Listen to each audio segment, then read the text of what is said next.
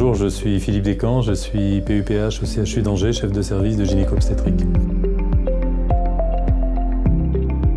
Alors le visualiseur d'utérus, c'est un concept très intéressant qui permet d'avoir une vision 3D de l'utérus, mais aussi des ovaires, mais aussi de la vessie, mais aussi du rectum, et de pouvoir le faire tourner et d'avoir une démonstration un petit peu de ce qu'est le pelvis quand on est en consultation.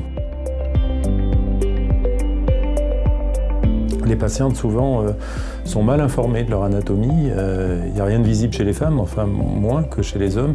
Et donc, très souvent, c'est bien de faire des rappels parce que ça date du cours de SVT de 4e et parfois, on a quand même des surprises. Donc, je crois que c'est très, très important d'avoir ce type de visualisateur. À l'utiliser, c'est très simple, c'est avoir un ordinateur ouvert, cliquer et puis, tout en parlant, tourner autour de l'utérus, autour des ovaires et expliquer un petit peu l'anatomie.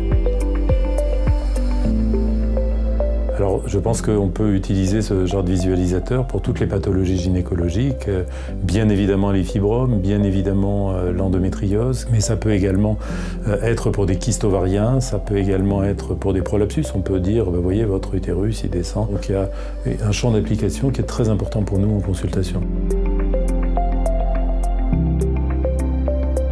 Alors pour les médecins, c'est un élément important d'explication. C'est vrai qu'on a passé des années à faire des petits dessins à nos patientes, puis à utiliser des planches anatomiques, mais souvent c'est trop parfait et les patientes s'y perdent un peu.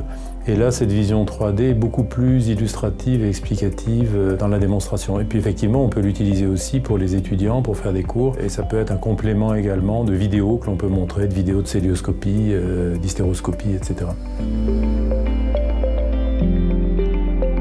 Bien sûr que les patientes ayant ce type de démonstration avec une visualisation qui est vraiment très très bien faite et très simple vont mieux comprendre leur pathologie et mieux comprendre les explications du médecin. Donc maintenant qu'on a un petit peu expliqué les fonctionnalités, eh bien, je vous laisse cliquer.